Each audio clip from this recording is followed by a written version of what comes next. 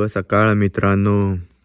आम्ही आता जीवदनच्या बेस विलेजला आहोत आणि सकाळचे 5 वाजलेले आहेत आणि आमचा लेस्टर भाऊ मॅगी करायच्या तयारीमध्ये आहे. ऑलमोस्ट झालेला आहे सेटअप. आता फक्त गॅस पेटायचा बाकी होऊन मॅगी शिजायची बाकी आहे.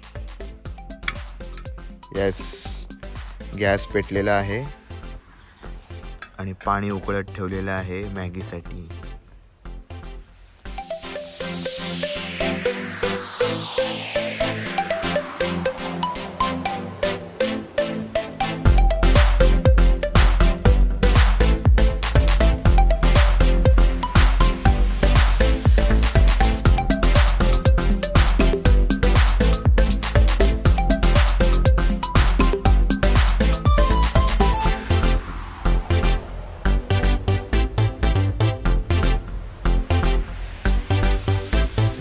भाऊ मॅगी खाताना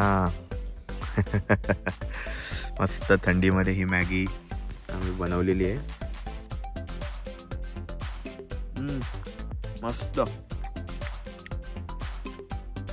तर मित्रांनो, आमची मॅगी मस्तपैकी खाऊन झालेली आहे. आता लेस्टर भाऊ मस्तपैकी गरमागरम कॉफी करतोय आपल्यासाठी. आणि आपलं पाणी उकळलेलं आहे ऑलमोस्ट. आज आपण मस्तपैकी कॉफी पिणार आहोत.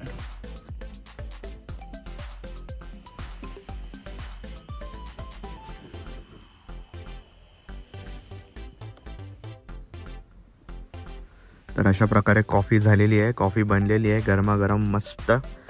आणि मी आणि लेस्टर आता कॉफी पिणार आहोत आणि जाम मस्त थंडी पडलेली आहे.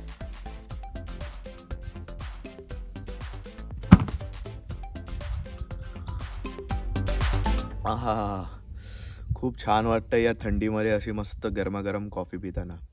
आल्हाददायक. चला आता आम्ही लवकरात लवकर पॅकअप करून जीवदनकडे प्रस्थान करतो. तर मित्रांनो, आम्ही जीवदनकडे जायला सुरुवात केलेली आहे. हा बघा समोर जीवदन किल्ला आपल्याला दिसतोय आणि तिथे समोर आहे तो वानरलिंगी सुळका. त्याला आपण जो नाण्याचा अंगठा बघत होतो तो इथे. आणि आता आपण हा जंगल ट्रेक करून वरती जीवदन किल्ल्यावरती चाललोय. चला लेट्स गो. लेस्टर, यस, कसं वाटतंय सकाळ सकाळ ट्रेक करताना? Fresh, ready to conquer Jivdhan. Yes. खूप थंडी खूप आहे. काल रात्रभर एवढी थंडी होती, बापरे. नंतर दिव पण होतं त्यामुळे खूप थंडी वाढली होती. आता वारा पण तसा सुटलाय. सो आम्ही आता जीवदनकडे निघालेलो आहे. चला आपला प्रवास मी कंटिन्यू करतो. मित्रांनो, माझ्या मागे बरोबर जीवदन किल्ला आहे आणि त्याच्या बाजूला वानरलिंगी सुळका आहे. मित्रांनो, जेव्हा मी इथे आलो ना आणि या किल्ल्याला पाहिलं तर असं वाटलं की केवढा मोठा किल्ला आहे आणि आपण कसा सर करू शकतो हा किल्ला. परंतु आपल्या पूर्वजांनी जे पराक्रम केलेत, आपल्या मावळ्यांनी जे पराक्रम करून स्वधर्म आणि स्वराज्यासाठी लढले आणि आपलं स्वराज्य टिकवलंय, त्यांचा इतिहास, त्यांची गाथा आठवली ना की असे अनेक गड किल्ले सर करायचा एक वेगळाच आत्मविश्वास आणि धाडस आपल्या मनामध्ये येतं. त्यामुळे तुम्ही कधीही तुमच्या आयुष्यात खचलेले असाल, तुमचा आत्मविश्वास कमी असेल, तर तुम्ही गड किल्ल्याला नक्की भेट द्या. एक नवीन ऊर्जा, एक नवीन आत्मविश्वास तुमच्या अंगामध्ये येतो. आणि आता मला हा जीवदन किल्ला सर करायचा आहे, वरती जायचं आहे. तर ह्या सर्व गोष्टी आठवल्यामुळे एक नवीन आत्मविश्वास माझ्या मनात आलाय. तर चला आपण गडाकडे प्रस्थान करूया. मित्रांनो, माझ्या समोर जिथे मी बोर्ड दाखवलंय ना, इथे जर तुम्ही पावसामध्ये याल ना तर इथे तुम्हाला रिव्हर्स वॉटरफॉलचा एक्सपिरियन्स चांगला घेता येईल. हे इथे रेलिंग्स लावलेत ना खाली, इथे रेलिंग्स लावलेत त्या ठिकाणी रिव्हर्स वॉटरफॉल होऊन पूर्ण असं मस्त दृश्य दिसतं या ठिकाणी. नाणेघाट आणि जीवदन या दरम्यान जे जंगल आहे, येथे सातवाहन काळात बांबूची लागवड केली जात होती. आजही येथे बऱ्याच प्रमाणात बांबूची झाडे आहेत. ओले बांबू कापून नंतर ते खेचरावरती लादून ठाणे किंवा शूरपारक म्हणजे आताचं नालासोपारा येथे त्या काळी जे आंतरराष्ट्रीय दर्जाचं बंदर होतं, येथून ते पुढे थेट इटलीला ओले बांबू निर्यात केले जायचे. कारण इटलीमध्ये तोपर्यंत ख्रिश्चन धर्म आला होता आणि तेथील जे चर्चेस आहेत तेथील फर्निचरमधील आतील बाजूस जो ओला बांबू वापरला गेला आहे तो याच आपल्या महाराष्ट्रातील जुन्नर तालुक्यातील आहे.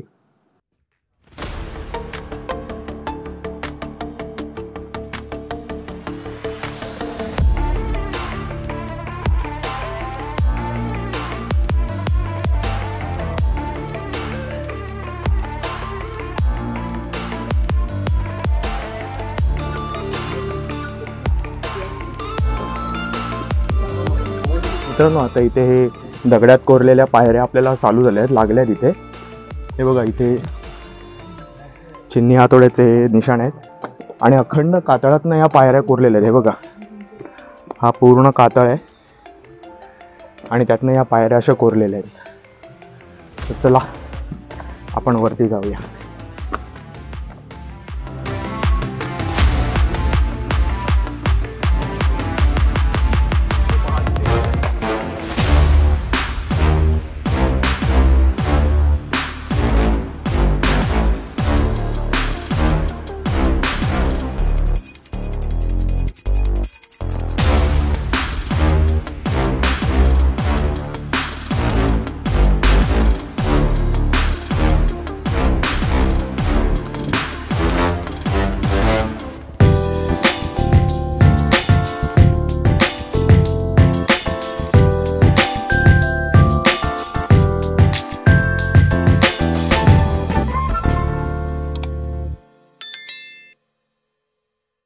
मित्रांनो, आम्ही आता जीवधनच्या या खिंडीमध्ये आहोत. कल्याण दरवाजाला आता पोहोचतोय आम्ही. इकडे वरती येणारी वाट थोडीशी खडतर आहे, कारण छत्रपती शिवाजी महाराजांच्या नंतर जेव्हा ब्रिटिशांनी 1818 साली पेशवाई बुडवली आणि मराठी शाही नष्ट केली, त्यानंतर या किल्ल्यावर जाणाऱ्या ज्या वाटा होत्या त्या ब्रिटिशांनी तोडून टाकल्या, म्हणजे जेणेकरून त्यांच्या विरुद्ध कुठला उठाव होऊ नये असं आहे. तर इथे जे पायऱ्या तोडल्या आहेत त्याचे निशाणी बघा इथे दिसतात आहेत आणि हा सगळा पूर्ण खडकाळ भाग आहे. आता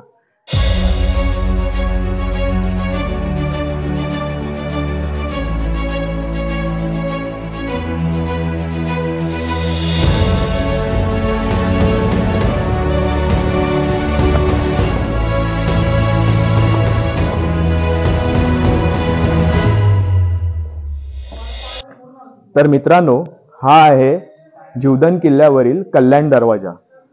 मित्रांनो, या दरवाजाची खासियत बघा काय आहे. हा दरवाजा अखंड कातळातून कोरलेला आहे. इथे तुम्ही पाहू शकता, हे बघा छिन्नी हातोड्याचे घाव आहेत या पाषाणावरती आणि इथे बघा चंद्र आणि सूर्य याचं शिल्प इथे कोरलेलं आहे आणि बहुतेक मध्ये ते कमळ आहे. तसंच पूर्ण हा दरवाजा आहे ना आतमध्ये लपवला आहे. तुम्ही जर खालून पाहाल ना तर जीवधन किल्ल्याचं प्रवेशद्वार कुठे तुम्हाला समजणारच नाही. तर हीच खासियत आहे या किल्ल्याची की शत्रूला समजलंच नाही पाहिजे की प्रवेशद्वार कुठे, त्यामुळे अटॅक करताना कसा अटॅक करणार, कुठून करणार हे त्याला समजणारच नाही. तुम्ही इथे पाहू शकता पूर्ण असा हा किल्ल्याचा दरवाजा आतमध्ये लपवलेला आहे. तसेच इथे वरती फांजा आहेत इथे, तिथून बंदुकीच्या नळ्यांनी इथे जर शत्रू आलाच तर त्याच्यावरती अटॅक व्हायचा, उकळतं तेल टाकलं जायचं. तर अशा प्रकारे हा आहे जीवधन किल्ल्यावरील कल्याण दरवाजा.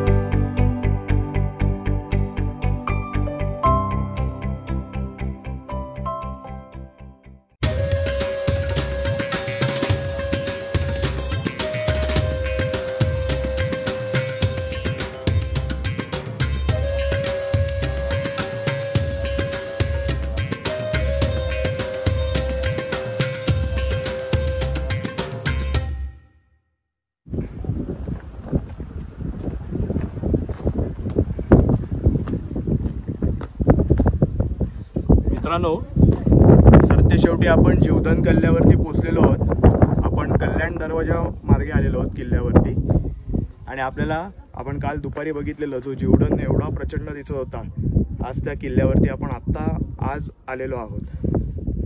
तो पहा तिथे नाण्या सांगता आणि मी आता उभा आहे जीवदानवरती. चला आपण पूर्ण दुर्ग एक्सप्लोर करूया.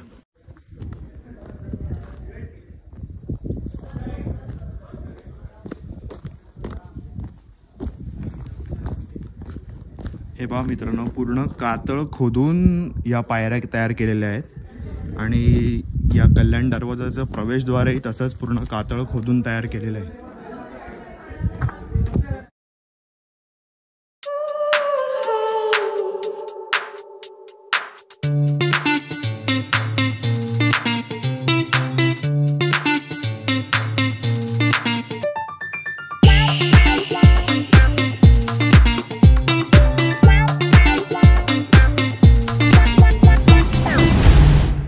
मित्रांनो, थोडं वर आल्यानंतर आपल्याला अजून एक इथे पाण्याचं टाकं लागतं.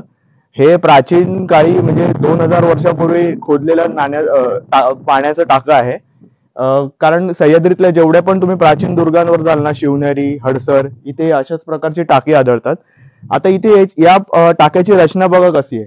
वरती एक टाकं आहे आणि खाली एक टाकं आहे. तिकडचं पाणी भरलं तर ते बाहेर कुठे न जाता इकडनं या टाक्यामध्ये भरेल. तसेच इथे काही प्रमाणात झरे पण आहेत वरती डोंगरामध्ये. त्याचं पाणी झिरपतं आणि ते इथे खाली येतं. तुम्ही इथे बघू शकतात त्या तिकडे तिथे दगड ओला झाला आणि ते पाणी तिथे झिरपून या टाक्यामध्ये पडतंय. हे बघा, इकडनं तो हे आहे पाण्याचा रस्ता आहे. इकडनं पाणी असं येऊन मग इकडं भरतं आणि हे टाकं भरलं की ओव्हरफ्लो होऊन खाली जातं. तर अशी ही त्या काळी वापरल्या जाणारी टेक्निक होती पाणी साठवण्यासाठी.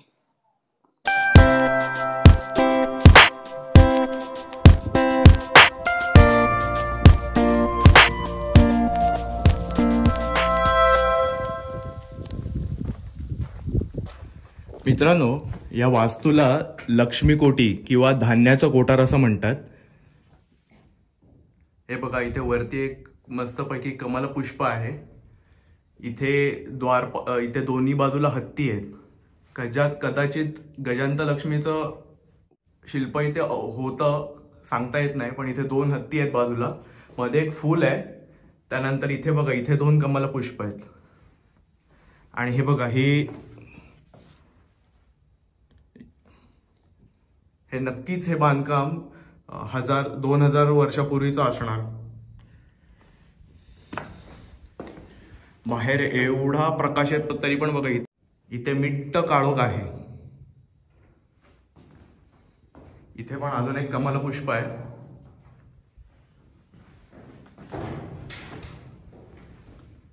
इथे आपल्याला बॅटरी काढावीच लागेल.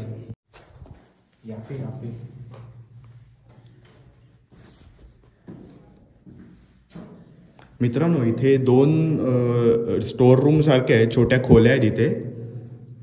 हे बघा, इथे खोबणी आहेत दिवा हे लावायला आणि खूप मोठी आहे आतमध्ये खोली. पण जायला जरा भीती वाटते कारण आतमध्ये खोल आहे आणि वटवाळांचा वावर आहे. उगीच चावले वगैरे तर प्रॉब्लेम व्हायचे. आणि ही एक खोली आहे. त्या काळात कदाचित धान्य वगैरे ठेवत असतील किंवा जे वाटसरू असतील किंवा सैनिक असतील त्यांच्यासाठी राहण्याच्या या खोल्या असाव्यात असा अंदाज आहे. चिन्नी हातोड्यांनी कोरलेल्या गुहा ही वास्तू बांधताना चिन्नी हातोड्याचे निशाणे येथील दगडावरती दिसतात आपल्याला.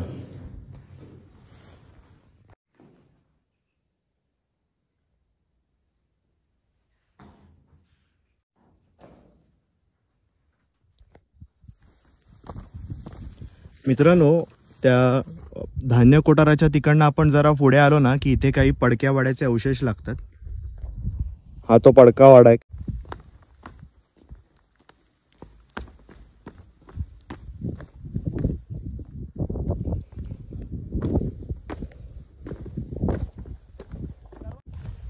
मित्रांनो, आता आपण जुन्नर दरवाजाकडे चाललोय.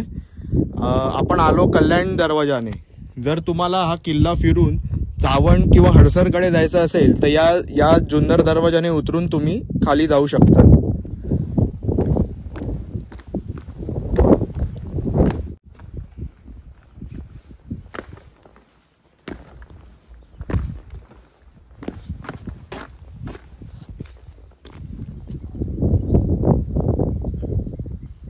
हे पहा सह्याद्रीतील डोंगर. या बाजूलाच इथेच पाठीमागे हडसर किल्ला आहे आणि शिवनेरी किल्ला आहे, पण धुकं एवढं दाट आहे की आपल्याला दिसत नाही. मित्रांनो, आता आपण आहोत जुन्नर दरवाजाकडे. आपण सकाळी जो आलो तो कल्याण दरवाजा होता. या किल्ल्यावर येण्यासाठी प्रामुख्याने दोन वाटा आहेत, एक कल्याण दरवाजा मार्गे आणि एक जुन्नर दरवाजा मार्गे. जर तुम्ही जुन्नर वरून येत असाल ना तर तुम्ही या वाटेने देखील येऊ शकतात. इथे प्राचीन काळी एक विशालकाय प्रवेशद्वार किंवा महाद्वार होतं या ठिकाणी. आपण इथे पाहू शकतो, इथे खाली एक होल दिसतोय बघा. तिथे एक कडी अडकवण्यासाठी, हा दरवाजा बंद करण्यासाठी ची इथे व्यवस्था होती. परंतु ब्रिटिशांनी जेव्हा हा किल्ला ताब्यात घेतला त्यावेळेला हा जो दरवाजा होता हा देखील उद्ध्वस्त केला आणि खाली काही पायऱ्या आहेत, येणारी जी वाट आहे ती उद्ध्वस्त केली. आपण इथे पाहू शकतात खाली तिथे पायऱ्या आहेत काही ज्या दगडामध्ये कोरलेल्या आहेत. दगड पूर्ण चिन्नी हातोड्याने कोरलेत आणि नैसर्गिक पायऱ्या तिथे तयार केलेल्या आहेत. तर तशा पायऱ्या अजून खाली होत्या, परंतु ब्रिटिशांनी जेव्हा हा किल्ला घेतला त्यावेळेला इथे येणाऱ्या पायऱ्या, इथे येणाऱ्या वाटा नष्ट केल्या, जेणेकरून पुन्हा या गडाचा कोणी आसरा घेऊ नये आणि ब्रिटिशांविरुद्ध उठाव करण्याचा प्रयत्न करू नये. तर चला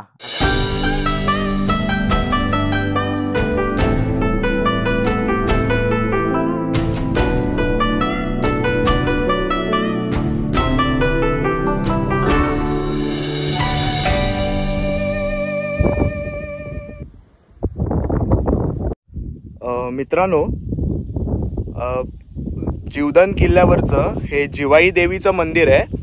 जीवधन किल्ल्याची ही दुर्गा देवता आहे, जिवाई देवी. मित्रांनो, जरी या जिवाई देवीचं मंदिर आता अस्तित्वात नसलं तरी देवीची मूर्ती बऱ्यापैकी शाबूत आहे आणि आपण इथे देवीची मूर्ती पाहू शकतो. तर मित्रांनो, आपण आता जीवधन किल्ल्याच्या सर्वात उंच भागावरती आहोत. आपण इथे पाहू शकतात हा सर्वात उंच भाग आहे.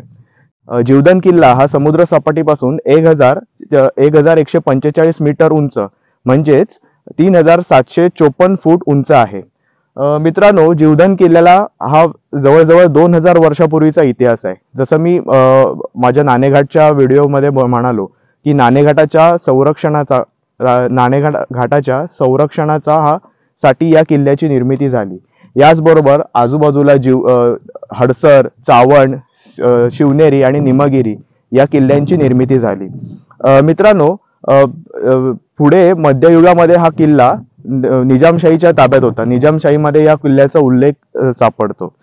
निजामशाहीचा संस्थापक मलिक अहमद याने चावण, शिवनेरी, हडसर याबरोबर निमगिरी आणि जीवधन हा किल्ला ताब्यात घेतला. पुढे 1636 साली जेव्हा निजामशाही कमकुवत झाली त्यावेळेला छत्रपती शिवाजी महाराजांचे वडील महाराजा शहाजी यांनी हा किल्ला ताब्यात घेतला. शेवटचा जो मुर्तजा होता निजामशाहीचा त्याला त्यांनी या किल्ल्यावरून तुरुंगातून सोडवलं आणि त्याला मांडीवर घेऊन स्वतः निजामशाही चालवली. शहाजी राजे स्वतः निजामशाही चालवत होते. पुढे आदिलशाह आणि शहाजहान म्हणजे मुघलांनी या दोघांनी संयुक्तपणे या किल्ल्यावरती आक्रमण केलं, निजामशाहीवरती आक्रमण केलं आणि निजामशाही संपवायला ते आले होते. तेव्हा शहाजी राजांनी निजामशाही वाचवण्यासाठी आतोनात प्रयत्न केले. ते निमगिरीवर गेले, पुढे ते माहुली किल्ल्यावरती गेले, परंतु त्यांना पुढे शरणागती पत्करावी लागली आणि हा किल्ला त्यांना मुघलांना आणि आदिलशहाला द्यावा लागला. पुढे छत्रपती शिवाजी महाराजांनी हा किल्ला जिंकून घेतला आणि त्यानंतर पुन्हा हा किल्ला मुघलांकडे गेला. तर कधी हा किल्ला मुघलांकडे असायचा, कधी मराठ्यांकडे असायचा. पुढे 1818 साली इंग्रजांनी या किल्ल्यावरती आक्रमण केलं, हा किल्ला जिंकून घेतला, मराठेशाही बुडवली, पेशवाई बुडवली आणि त्यानंतर 1818 साली ब्रिटिशांनी या किल्ल्यावर येणाऱ्या ज्या वाटा होत्या त्या सुरुंग लावून फोडून टाकल्या. आपण मगाशी पाहिलं की येताना काही पायऱ्या व्यवस्थित आहेत तर काही ठिकाणी दगड पडलेले आहेत सर्वत्र. तर असा हा एकंदरीत जीवधन किल्ल्याचा इतिहास आहे.